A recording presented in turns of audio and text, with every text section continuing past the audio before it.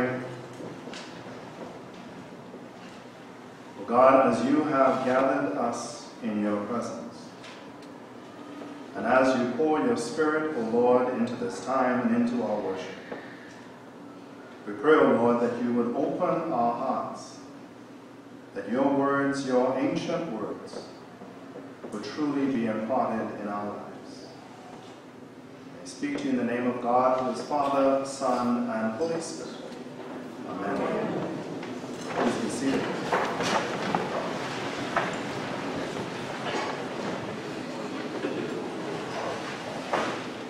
Some words from Matthew's Gospel, chapter 25 and verse 13.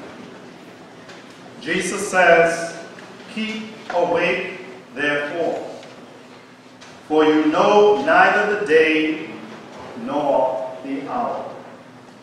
Keep awake, therefore, for you know neither the day nor the hour. The church pauses today, as Commonwealth countries and nations and member states did yesterday, in order to observe Remembrance Day. And it is a time in which we pause to remember the end of the First World War, November 11, 1918.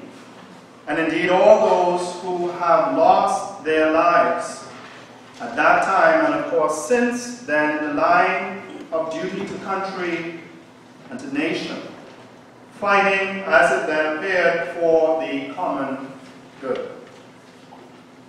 And indeed, the act of remembering in and of itself is such an important action when we think about it.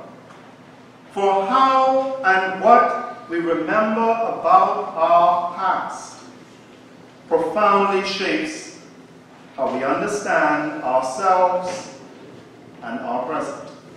I'll say that again. How and what we remember about our past profoundly shapes how we understand ourselves and our present. Our identity in the present, who we understand ourselves to be each and every morning when we get up and we open our eyes, depends on us being able to recall, being able to remember details about our lives. What we said, what we did, what we thought in the days and the weeks and the months that have passed by, and even the years. And if you have ever had a relative or friend or acquaintance who has been afflicted with a degenerative brain disease of some sort, then you will know firsthand just how easily one loses their sense of true identity when they are unable to recall, when they begin to lose their memories or their ability to remember. So in a similar way, if on account of some tragedy or some abuse, an individual begins to inhabit damaged or even distorted memories of who they are, then that person likewise loses a true identity of themselves. Sometimes it is good to forget some things that have happened to us in the past. But it is also important to hold on to those things that shape us and make us who we are. And of course, remembrance is at the center of what we do here each and every Sunday, as we recall Christ's sacrifice for us. And as we come and partake in his body and blood, and we hear those words, "Do this, drink this, in remembrance of me." And so how and what we remember about our past profoundly shapes and informs how we understand ourselves, how we understand our own identities, and how we interpret the world around us. Both the Old Testament readings for today touch on this notion of remembrance. When Joshua assumes the mantle of leadership, leading the people of God, following Moses' death, He invites the Israelites to leave behind their worship of the foreign gods from the lands in which their ancestors once lived, and instead to choose to covenant with the one true God of Israel. And in so doing, therefore, he implores them to remember. To remember, but also to revere. To revere this God of Abraham who called their ancestors, who led them out of Egypt through the land of Canaan, fed them in the desert those 40 years, protected them from those other peoples whom they encountered around them as they went. The God who led them to the promised land. He calls them to remember. The psalmist also calls upon the people of God to remember. To remember the glorious deeds of the Lord. To remember his might. To remember the wonders he has done. Sometimes we forget.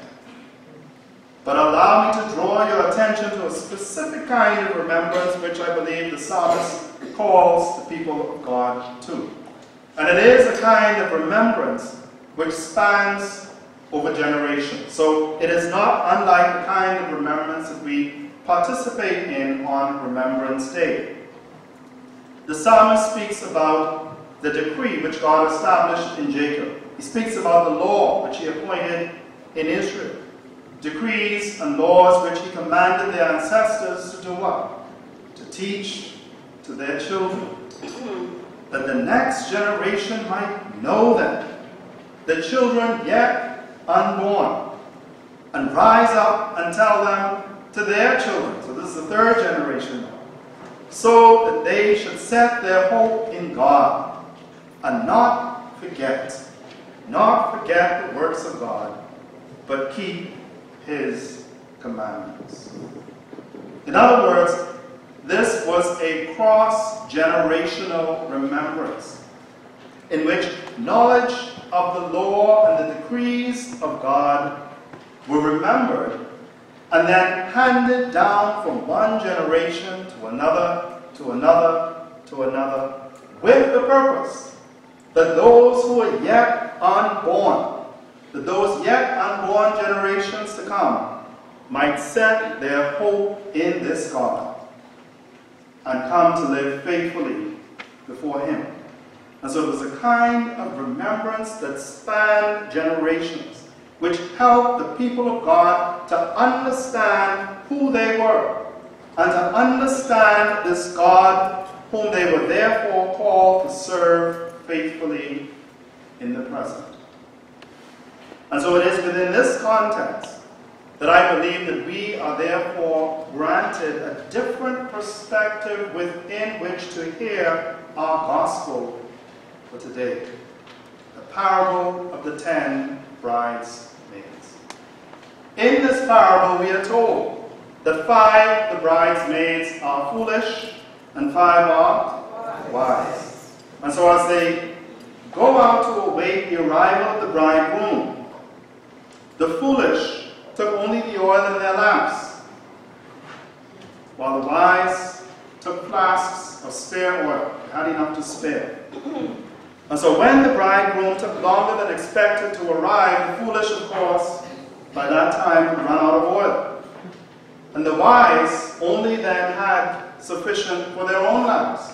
And so they instructed the foolish to go and buy more oil for their lamps. And of course, while they are away, the bridegroom arrives. Those who are ready and waiting go into the banquet feast with him. When the foolish return now with the oil that they have bought, the doors are shut.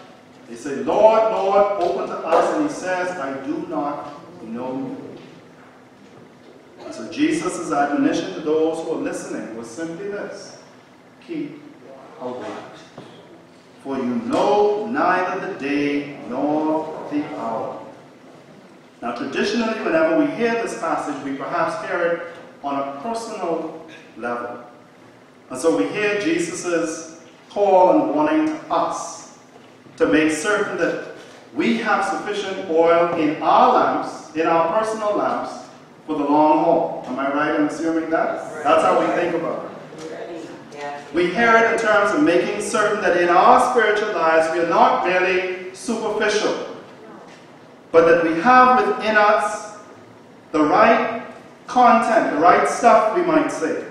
That is, that we have within us the living Spirit of God, so that we might be sustained in this life of following Christ, living faithfully until our Lord returns at that unknown hour. That's how we typically hear this passage. And hearing the passage in this personal way and in this traditional way is certainly important and helpful. But I believe that it is also helpful, and perhaps even more helpful, to hear this passage beyond the personal to the communal. And then to go even further than that and hear it from one community to another, to another, to another, across the generations. And so my question is, here at St. Stephen's, how might we hear this gospel passage, not so much personally, but as a community? And as a community which spans from one generation to another to another. The kids are downstairs, but you can look around and see the generations among us. What might it mean for us as a community of believers in this place now to have sufficient oil so as to sustain the received faith of this community and the faith of those who could walk through this door at any moment in order to worship in this place? What does it mean to have enough oil? There is a concept that I came across during my studies which is called the seventh generation principle. Some of you may have heard of it. But basically what it means is that in every decision and in every action that we take today, we should always have in view or be mindful of the implications and the impact that that decision or action would have for those who are 7 generations behind us into the future. You follow? So we're thinking for our children's children's children's children's children's children. It's not just about us.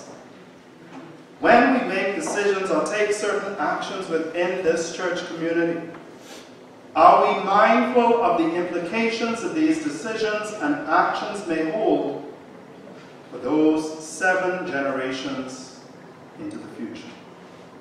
Because that is where we should be thinking.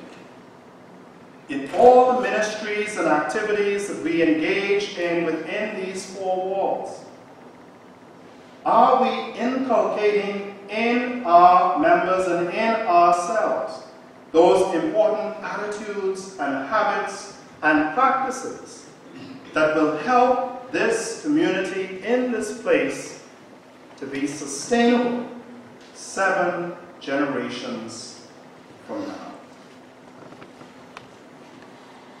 I cannot tell you how many times I have heard the lament from first-generation Canadians about their children and grandchildren, maybe even great-grandchildren, the 2nd and 3rd and 4th generations. They lament about the fact of how they brought them to church every Sunday. They grew up in church, were baptized, confirmed, participated, but yet the children grow up, the grandchildren, the great-grandchildren, and no longer come to whether this church or any church. And they see no interest in making sure that their kids or the grandchildren go to church. I've heard it again and again and again. And I believe that in this sense, the 2nd and 3rd generation no longer remember.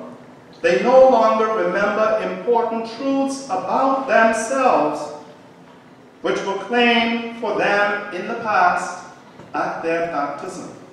Truths about who we are in God, whether or not we accept it, And because they come only infrequently or not at all, they then isolate themselves from that community, a community which is, as we are focused on, remembering.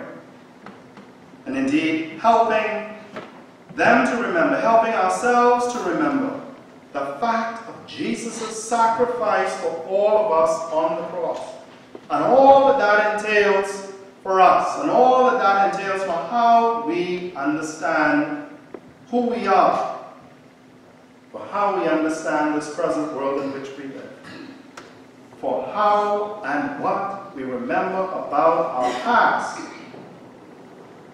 profoundly shapes how we understand ourselves and our present. And so as Christians, we understand our past and our present, and therefore who we are called to be in a number of ways. So there are ways, tangible ways in which we remember. We remember through our regular gathering for worship, wherein our lives are trained after the very pattern of Christ's own life, in thought and word and deed. We're not here to follow me or anyone else, but to follow Christ. We remember through our reading and reflection and our study on the Word of God. That is how we learn who we are. We remember who we are through learning to make the time to pray regularly, whether in community or whether on our own. Praying to the God who delights to hear the humble prayers of His children.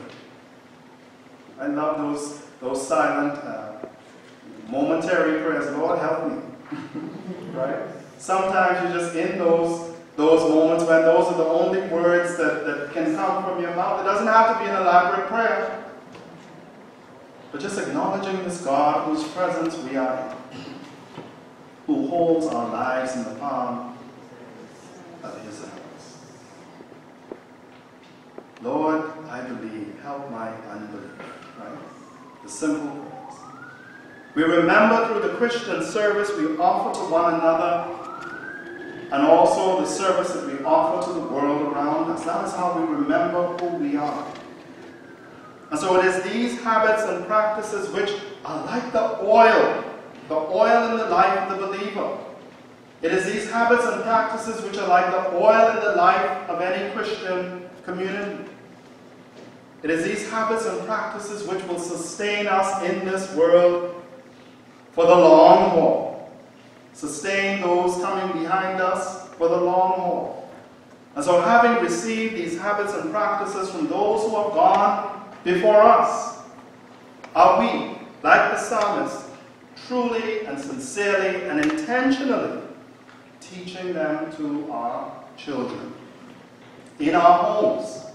It doesn't only begin here. In our homes, in our churches, by our example, are we handing them on to our children so that the next generation might know the children yet unborn and rise up to tell them to their children so that they might set their hope in God and not forget God, but keep His commandments. See, passing along these habits and practices are how we help the generation yet to come to live wisely, to keep awake, and to keep alert. You know, sometimes we could be walking around with our eyes open, but we are fast asleep. We call it sleepwalking. And we can sleepwalk spiritually through this life. Keep awake, keep alert. This is how we help them to always remember who they are and whose they are in the midst of a future world which we cannot even imagine, but which they will have to live in. I think about these things with my young kids. What am I giving them to sustain them in a future that I may never see? As we seek to participate with God in His ministry, in this place, and even beyond these walls, may we always be mindful of the fact, may we never forget, may we always remember that what God is up to in this church and in this community is much bigger than this church or this community. You hear what I'm saying? Much bigger than this church or this community. And so, my friends, let us remain faithful in handing on to those coming behind us this treasure and this faith which we have first received. That is how, as a community, we remember. Amen.